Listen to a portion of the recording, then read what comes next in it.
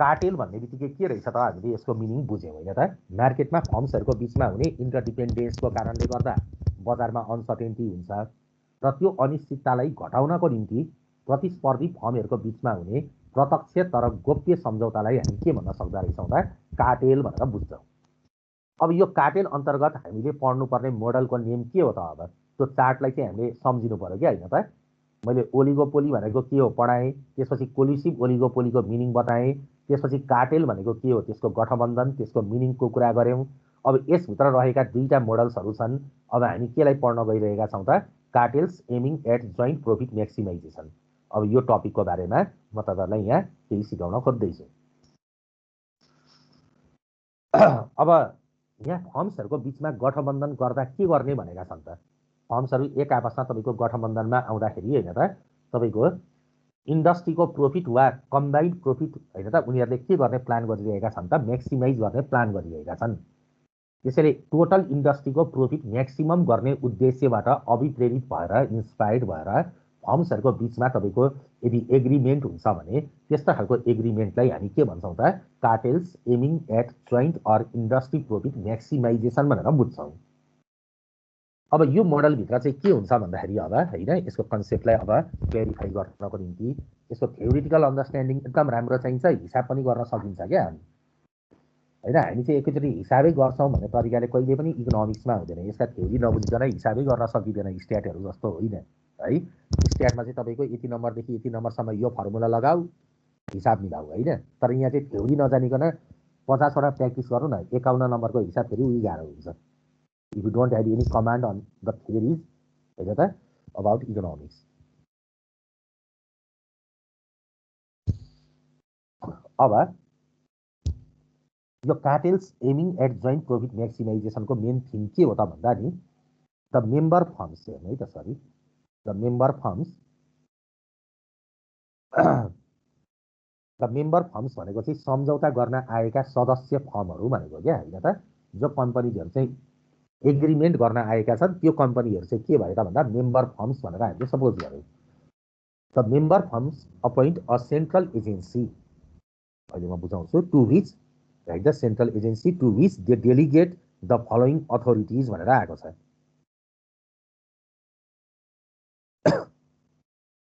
अब यो केसमा तपाईँको के हुन्छ भन्दाखेरि होइन त,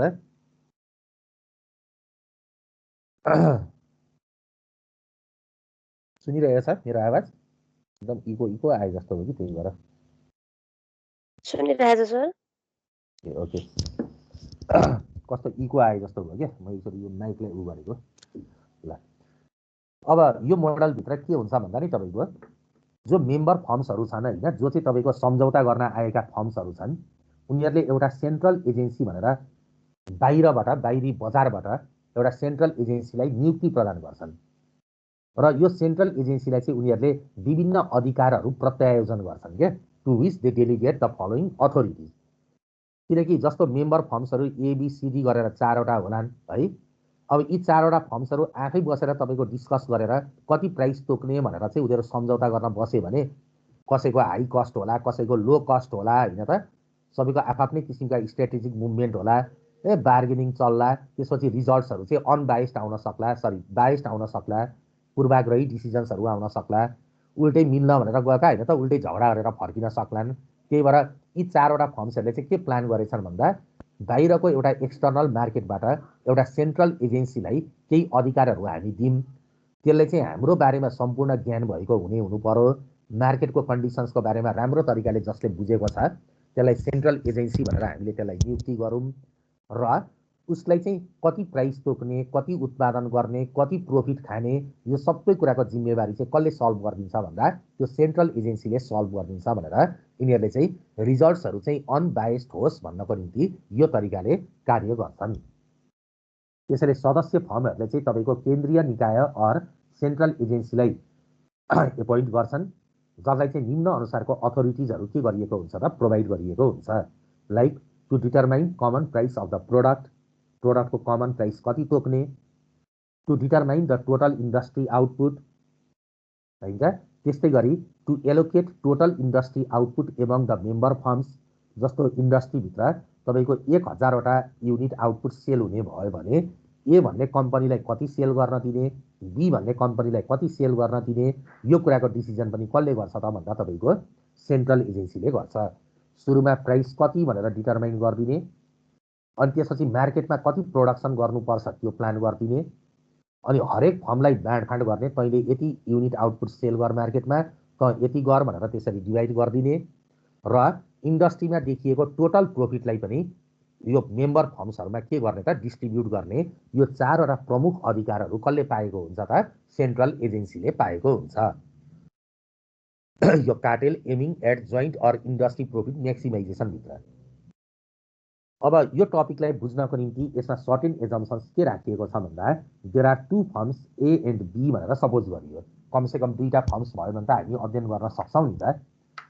अब फर्म एलाई चाहिँ के मानिएको छ भन्दाखेरि firm A is assume to be the low cost firm. Firm A भनेको के रहेछ? Low cost firm. Low cost firm भनेको के हो त? पर युनिट प्रोडक्सन कस्ट कम भएको कम्पनी। जस्तो एउटा कम्पनीलाई एउटा वस्तु उत्पादन गर्न 15 रुपैयाँ खर्च लाग्छ अरे। अब बी भन्ने अर्को कम्पनी छ, त्यही कम्पनीको एभरेज कस्ट होइन, एसी भनेको एभरेज कस्ट 16 रुपैयाँ लाग्छ भने तपाईँको फर्म ए के हो त? यो दुईटा कम्पनी मध्ये कुन कम्पनी चाहिँ तपाईँको होइन त लो कस्ट फर्म हो त भन्दा 15 रुपैयाँमा नै उत्पादन गर्न सक्ने यो कम्पनी के हो त? लो कस्ट फर्म हो। यो चाहिँ के हो त भन्दा बी भन्ने कम्पनी हाई कस्ट फर्म हो। त्यसैले फर्म एलाई चाहिँ लो कस्ट फर्म, किनकि सबै कम्पनीहरूको कस्ट एउटै हुन्छ भन्ने छैन नि त, कस्टमा त भेरिएसन्सहरू हुन सक्छ। त्यही भएर फर्म एलाई लो कस्ट फर्म र फर्म बीलाई चाहिँ हामीले के मान्यौँ त हाई कस्ट फर्म भनेर मान्यौँ। अब जुन कम्पनी लो कस्ट फर्म हुन्छ त्यसको प्रोडक्सन क्षमता के हुन्छ त? बढी हुन्छ। It is said to be more एफिसिएन्ट।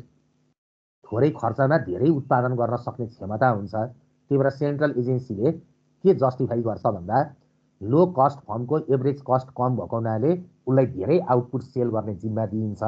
तर जुन कम्पनी चाहिँ तपाईँको हाई कस्ट फर्म हुन्छ त्यो कम्पनी चाहिँ तपाईँको लेस एफिसिएन्ट हुने हुनाले, लेस एफिसिएन्ट हुने कारणले गर्दा यो कम्पनीलाई चाहिँ तपाईँको प्रोडक्सनको लेभल के गरिन्छ? कम दिइन्छ।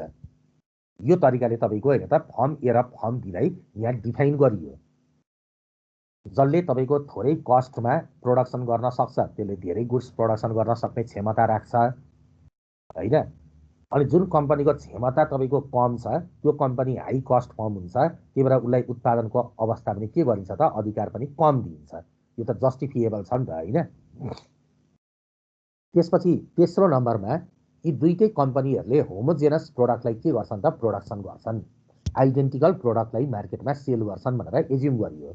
र लास्टमा त्यो जुन सेन्ट्रल एजेन्सी छ नि, the central agency is assume to have perfect knowledge about the market demand and cost conditions of each firm. किनकि सेन्ट्रल एजेन्सीले यत्रो महत्त्वपूर्ण 4-4वटा डिसिजन्सहरू गर्छ भने होइन त, कति प्राइस तोक्ने, कति आउटपुट तोक्ने, हरेक फर्मलाई कति कति उत्पादन गर्न दिने र टोटल प्रफिट कसरी डिस्ट्रिब्युट गर्ने। जब यस्तो महत्त्वपूर्ण कार्यहरू गरिरहेको छ भने त्यो सेन्ट्रल एजेन्सी त नियर टु गड हुन्छ क्या, भगवान्को नजिक जस्तो होइन। कि उसले चाहिँ टोटल मार्केटको डिमान्डलाई इस्टिमेट गर्न सक्ने, रिसर्च गर्न सक्ने उसमा क्षमता हुनु पर्यो र सँगसँगै हरेक कम्पनीको कस्ट कन्डिसन्सको बारेमा पनि उसलाई के हुनुपर्छ त? इन्फर्मेसन कम्प्लिट हुनुपर्छ। यदि उसले मार्केटको डिमान्ड र कस्ट कन्डिसन्सहरूलाई राम्रो तरिकाले एनालिसिस गर्न सक्दैन भने टोटल इन्डस्ट्रीको प्रोफिट पनि के हुन सक्दैन त? म्याक्सिमम हुन सक्दैन। त्यसैले सेन्ट्रल एजेन्सीमा चाहिँ त्यो ड्रब्याक हुनु भएन।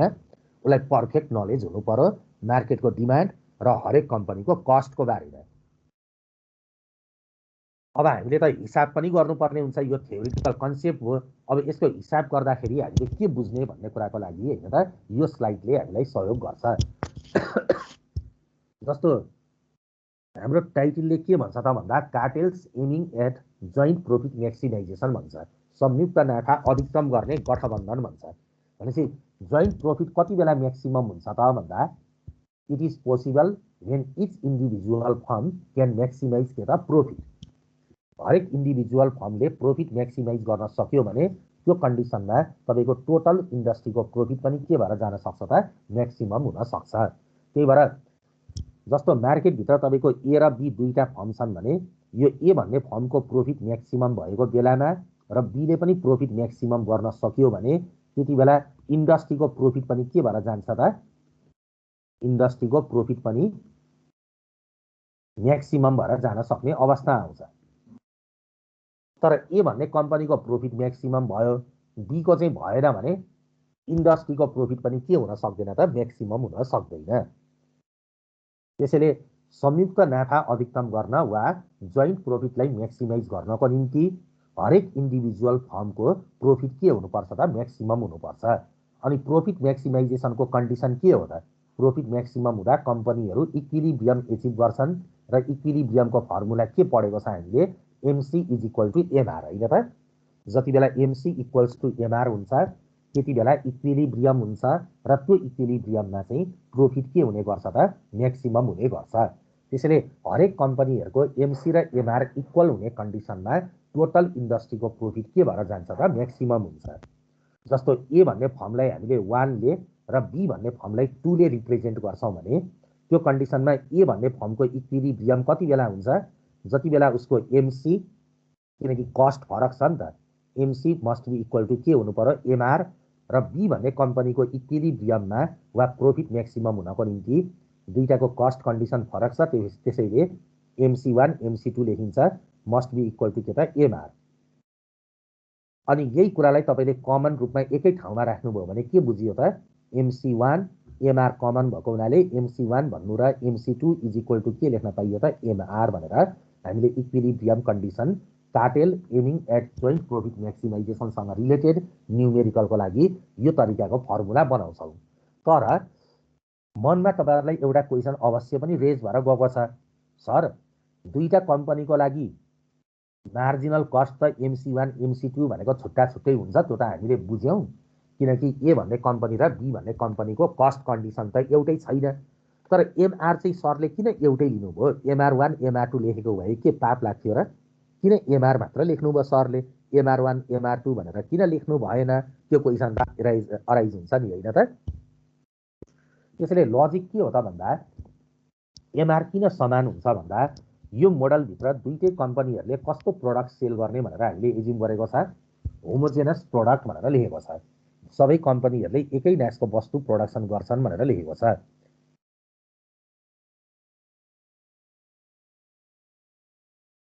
अब सबै कम्पनीजहरूले तपाईँको होइन त होमोजेनस प्रोडक्ट होइन त तपाईँको प्रोडक्सन गरिरहेका छन् भने र सबैले एउटै प्राइसमा वस्तु सेल गर्ने हो कि होइन त? कमन प्राइस हुन्छ भनेर भनेका छौँ। सम्झौता गर्नु भनेको प्राइस जहिले पनि के हुनुपर्छ त? एउटै हुनुपर्छ। त्यसैले एउटै प्राइसमा सबै कम्पनीले समरूपी वस्तु उत्पादन गर्छन्, आइडेन्टिकल प्रोडक्ट प्रोडक्सन गर्छन् भने इन्डस्ट्रीको लागि जुन MR हुन्छ त्यही इन्डस्ट्रीको MR चाहिँ हरेक फर्मको लागि पनि के हुन्छ त? MR हुन्छ। त्यही भएर ए भन्ने फर्मको MR भने पनि बी भन्ने फर्मको MR भने पनि इन्डस्ट्रीकै MR भने पनि एउटै हुने हुनाले तपाईँले MR चाहिँ के राख्नुहुन्छ त? कमन राख्नुहुन्छ। कस्ट फरक छ त्यसैले MC1 MC2 फरक हुन्छन्, तर इन्डस्ट्रीको MR चाहिँ फर्मको MRसँग होइन त समान हुने हुनाले, किन भन्दा सबै कम्पनीले एउटै प्राइसमा एकै न्यासको वस्तु बिक्री गर्ने हुनाले यहाँ तपाईँको मार्जिनल रेभिन्यू हरेक कम्पनीको लागि के हुन्छ त? समान हुने गर्छ। यसरी यो कन्डिसन फुलफिल भएको बेलामा इक्विलिब्रियम हुन्छ। हिसाब गर्दा तपाईँले के गर्नु पर्यो त? ए भन्ने फर्मको MC1लाई MRसँग इक्वल पार्नु पर्यो, बी भन्ने फर्मको MC2लाई MRसँग इक्वल पार्नु पर्यो, अनि त्यसको आधारबाट जे क्वेसनले सोधेको छ त्यो निकाल्न सकिन्छ। यो कार्टेलसँग रिलेटेड कुरा, यो ओलिगोपोली सकिने बित्तिकै अनि म यसका सबै भेराइटिज क्वेसन्सहरू जाँचमा आएका भनेका सबै तपाईँहरूलाई सिकाउँछु। यो बुझियो?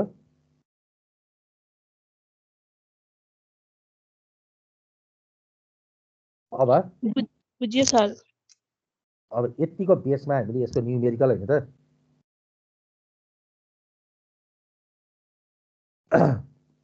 यहाँ स्टुडेन्ट्सहरूले बेलुकाको क्लासको लागि टिम्समा मेसेज पठाएर हैरान, आजदेखि तपाईँको क्लास हो भनेर यत्रो क्यालेन्डरमै राखिदिइसकेको छु है, बुझ्नु नि, मेसेजै गरिदिएको छु।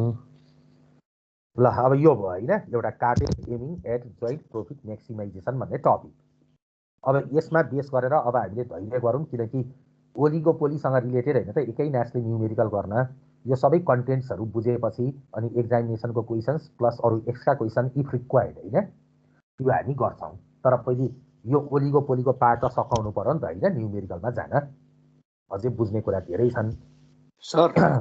हजुर सर यो एमआर सबैको एमआर एउटै हुनुको कारण चाहिँ उनीहरूको सेलिङ प्राइस सबैको एउटै हुन्छ होइन त्यही भएर? हजुर हो एक्ज्याक्टली। सबै कम्पनीले होमोजेनस प्रडक्टलाई एउटै कमन प्राइसमा सेल गर्ने हुनाले उनीहरूको जहिले पनि इन्डस्ट्रीको एमआर भन्नु र तपाईँको फर्मको एमआर भन्नु एउटै हुन्छ। अनि तपाईँलाई जाँचमा भोलि क्वेसन दिँदा पनि त्यस्तै गर्छ, मार्केटको डिमान्ड भनेर दिन्छ है एउटा मात्र, अनि एउटा कम्पनीको टोटल कस्ट भनेर दिन्छ, अर्को कम्पनीको टोटल कस्ट खर्च त फरक छ, यो छुट्टा छुट्टै हुन्छ। अनि यो TC1बाट तपाईँ मार्जिनल कस्ट निकाल्नुहुन्छ, TC2बाट के निकाल्नुहुन्छ त MC2 निकाल्नुहुन्छ, अनि मार्केटको डिमान्डबाट तपाईँले TR निकालेर त्यसबाट तपाईँ एउटा मात्र एमआर निकाल्न सफल हुनुहुन्छ। त्यसैले जस्तो तरिकाले यो थ्योरिटिकल अन्डरस्ट्यान्डिङ हुन्छ त्यही अनुसारको न्युमेरिकल पनि सर हेर्दा अनि कन्सिस्टेन्ट हुन्छ अनि पढ्न पनि मजा आउँछ कि बुझ्नुभयो। मार्केटको डिमान्ड एउटै दिन्छ, त्यहाँबाट तपाईँले एउटा एमआर निकाल्नु पर्ने हुन्छ।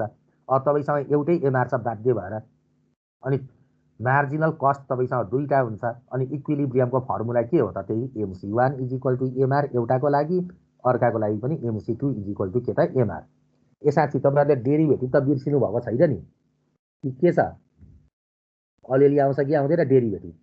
Power rule, constant rule, simple क्या। dx क्युबको मुनि dx भयो भने यसको डेरिभेटिभ कति भन्दा कति त यस्तो सिम्पल ल यस्तै सिम्पल खालको डेरिभेटिभहरु चाहिँ।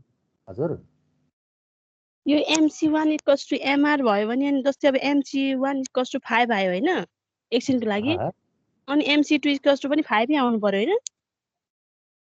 यस्तो इक्विलिब्रियममा चाहिँ आउँछ बुझ्नुभयो। इक्विलिब्रियमको कन्डिसनमा चाहिँ त्यो आउँछ, जति बेला पनि नआउन सक्छ, जति बेला पनि हुँदैन। इक्विलिब्रियम भएको बेलामा चाहिँ एउटै आउँछ दादा, त्यो पछि हामी हेर्छौँ नि ल न्युमेरिकलमा है।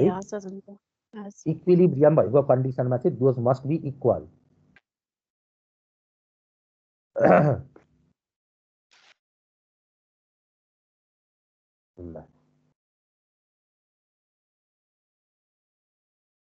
अब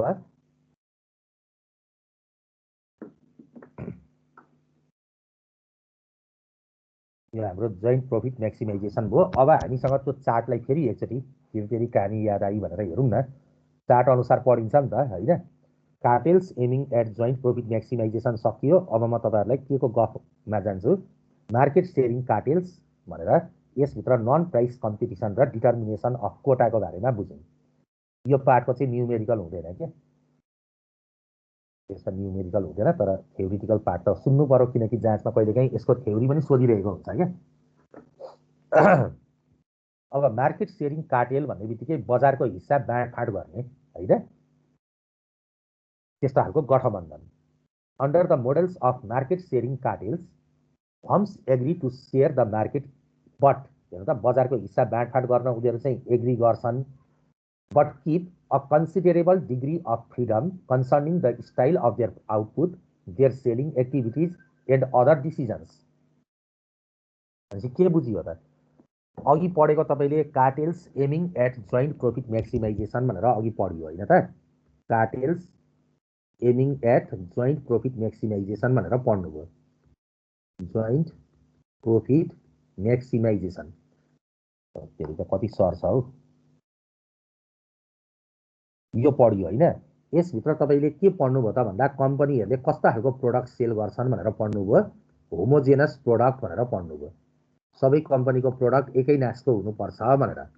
अब के डिफरेन्ट रहेछ र cartels aiming at joint profit maximization र मार्केट शेयरिङ कार्टेलको बीचको एउटा प्रमुख भिन्नता के भेटियो भन्दा यहाँ चाहिँ कम्पनीहरुले एउटै प्राइसमा वस्तु त बिक्री गर्छन्, तर वस्तुको क्वालिटीमा, त्यसको डिजाइनमा, त्यसको एडभर्टिजमेन्ट गर्ने तरिकामा चाहिँ उनीहरूले चाहिँ के गर्न पाउँछन् त डिफ्रेन्सिएट गर्न सक्छन् हैन त। मेरो प्रोडक्टको क्वालिटीमा हल्का चेन्ज ल्याउन सक्छु म, तपाईले आफ्नो प्रोडक्टको क्वालिटीमा चेन्ज ल्याउन सक्नुहुन्छ, स्टाइलमा चेन्ज ल्याउन सक्नुहुन्छ, प्याकेजिङ गर्ने शैलीमा चेन्ज ल्याउन सक्नुहुन्छ, विज्ञापन गर्ने तरिकामा विभिन्न तरिकाले गर्न सक्नुहुन्छ, तर प्राइस चाहिँ के तोकिनुहुन्छ त एउटै प्राइस, तर क्वालिटी, डिजाइन, स्टाइलमा चाहिँ के गर्ने त डिफरेन्स गर्ने अधिकार पाइन्छ भने त्यस्तो खालको अवस्था चाहिँ के रहेछ भन्दा मार्केट सेयरिङ कार्टेल्स। एउटा मार्केट सेयरिङ कार्टेल्समा चाहिँ प्रोडक्टहरू के हुँदो रहेछ त भन्दा दे आर डिफ्रेन्सिएटेड, विविधीकृत वस्तु। एउटा कम्पनीको मोबाइल र अर्को कम्पनीको मोबाइल, एउटा कम्पनीको होइन त तपाईँको कार र अर्को कम्पनीको कार, एउटा कम्पनीको ल्यापटप र अर्को कम्पनीको ल्यापटप। उद्देश्य त एउटै हो, तर त्यसलाई डिजाइनमा, क्वालिटीमा, स्टाइलमा, हरेक कुरामा के गर्न पाइएको छ त डिफ्रेन्सिएट गरिएको छ क्या।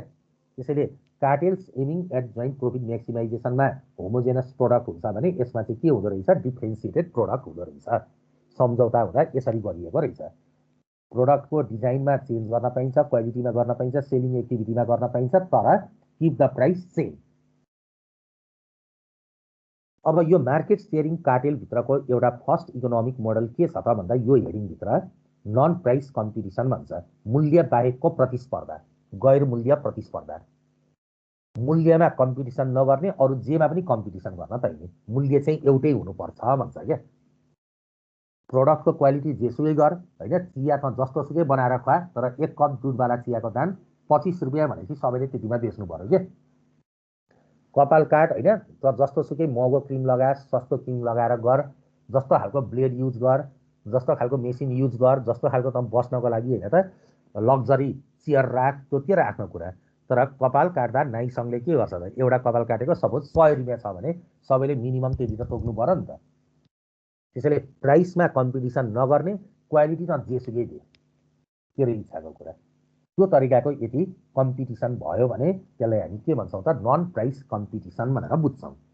प्राइसमा कम्पिटिसन नगर्ने, त्योदेखि बाहेकको अरू कुरामा कम्पिटिसन गर्ने।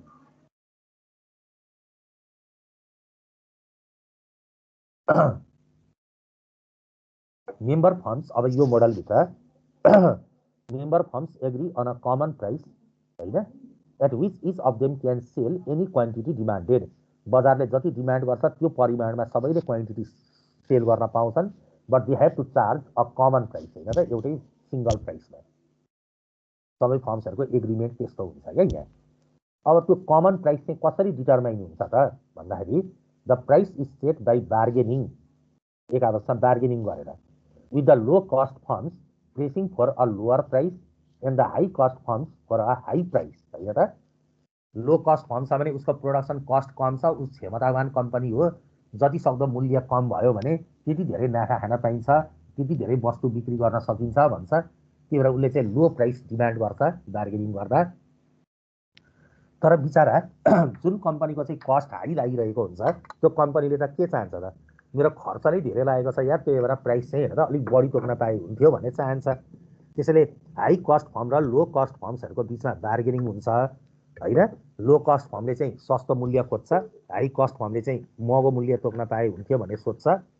अनि उनीहरूको बार्गेनिङबाट अन्तिममा एउटा सम्झौताको प्राइस आउँछ। अनि त्यो प्राइस तर यस्तो आउनु पर्यो कि त्यो प्राइसमा चाहिँ सबै कम्पनीहरूले चाहिँ, सबै मेम्बर फर्म्सहरूले चाहिँ सर्टेन अमाउन्टमा नाफा चाहिँ कमाउन सक्नु पर्यो। नाफै हुन सक्दैन भने को सम्झौता गर्न आउँछ, होइन त।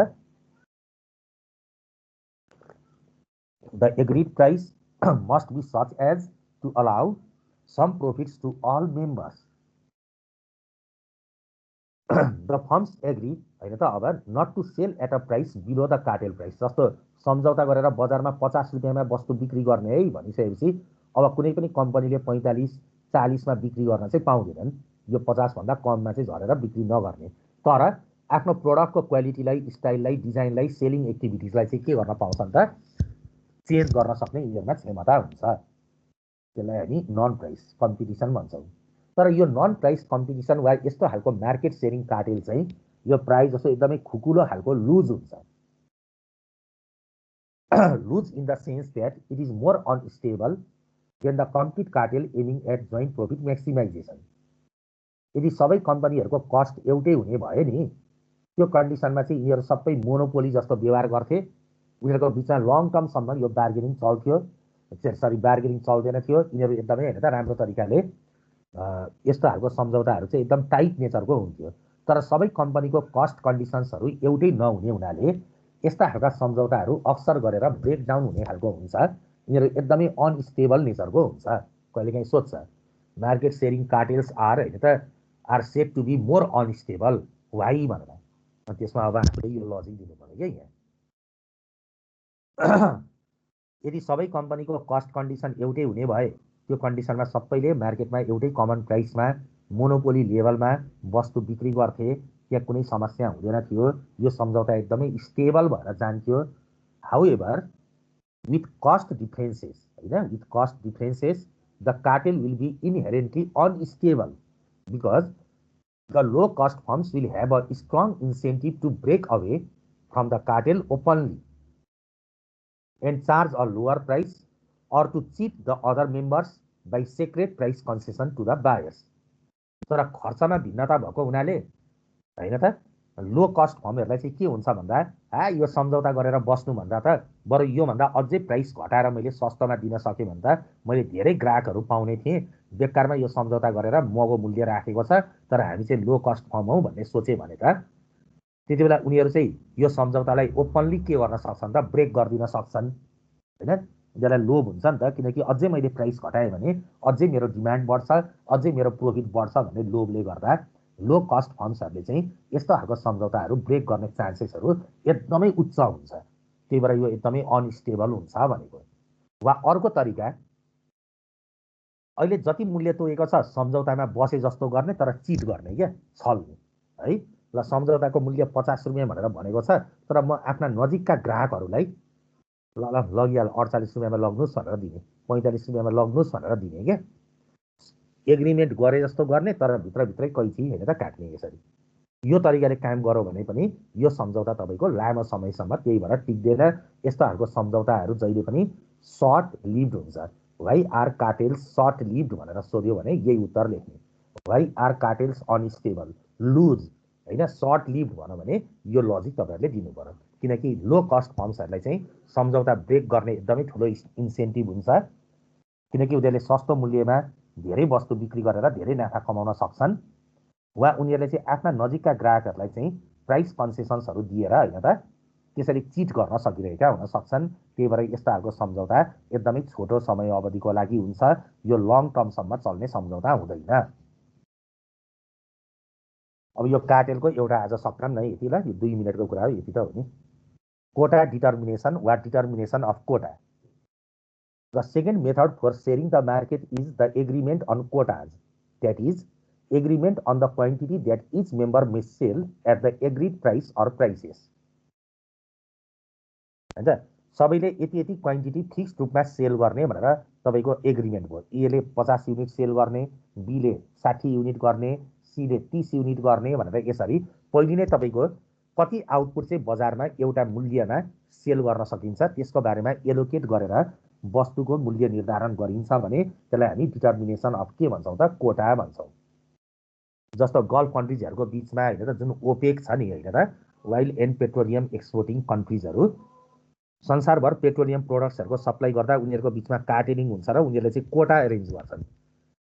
जस्तो एसियामा सप्लाई गर्दा यति मूल्यमा यति इकाइ सप्लाई गर्ने, यति लिटर सप्लाई गर्ने है त, युरोपमा गर्दा यति गर्ने, अमेरिकामा गर्दा यति गर्ने भनेर उनीहरूले चाहिँ पहिले नै प्रोडक्सनको कोटा लिमिट क्वान्टिटी होइन त फिक्स्ड क्वान्टिटी फिक्सेसन गर्छन्। अनि त्यही अनुसार कुन कुन एरियामा कति कति प्राइस तोक्ने भन्ने बारेमा उनीहरूले डिसाइड गर्छन्। अब यो मोडलभित्र पनि त्यही हो। If all firms have identical cost, सबैको कस्ट कन्डिसन एउटै हुने भए the monopoly solution will emerge with the market being shared equally among member firms. सबै कम्पनीको कस्ट कन्डिसन एउटै छ भने के हुन्छ त, 4वटा फर्म्स छन्, सबैको चाहिँ कस्ट कन्डिसन एउटै छ भने सबैले बजारमा 25% के गर्छन् त, आउटपुट सेल गर्लान् होइन त। For example, if there are only 2 firms with identical cost, each firm will set at the monopoly price 1/2 of the total quantity demanded in the market at that price. यदि मार्केटमा दुईटा form ए र be छ, टोटलमा 1000 unit मार्केटमा sale हुन्छ भने एले कति गर्छ त 500, बीले 500 गर्छ, न झगडा न केही, यो तपाईँको स्टेबल भएर बस्छ। तर फेरि कस्ट कन्डिसनमा डिफ्रेन्सेस आउने बित्तिकै फेरि तपाईँको झमेला सुरु हुन्छ। यो मार्केट फेरि के हुन्छ त भन्दा अनस्टेबल नेचरको देखिन्छ। यो हामीले कार्टेल सम्बन्धी यति थ्योरिटिकल अन्डरस्ट्यान्डिङ। अब यस्तै गरी लिडरसिपको मोडल आउने क्लासमा पढ्छौँ भोलि, अनि किङ डिमान्ड कर्भ पनि भोलि भ्याइन्छ। अनि त्यसपछि फ्राइडेदेखि हामी यो ओलिगोपोलीलाई कभर गरेपछि थ्योरिटिकल पार्ट अनि यसको न्युमेरिकल हामी स्टार्ट गर्छौँ। त्यो क्लासेसहरू मिस नगर्नु र जो साथीहरू जोइन गर्न सक्नुभएको छैन तपाईँहरूको सेक्सनको हो उहाँहरूलाई पनि तपाईँहरूले यसो सहयोग गर्नु होला, उहाँहरूलाई पनि कम्युनिकेट गर्नु होला होइन। सकेसम्म धेरै स्टुडेन्ट्सले पढ्न पाउनुभयो भने हामीलाई पनि हाम्रो आत्माले पनि हेर्न त शान्ति पाउँछ नि त।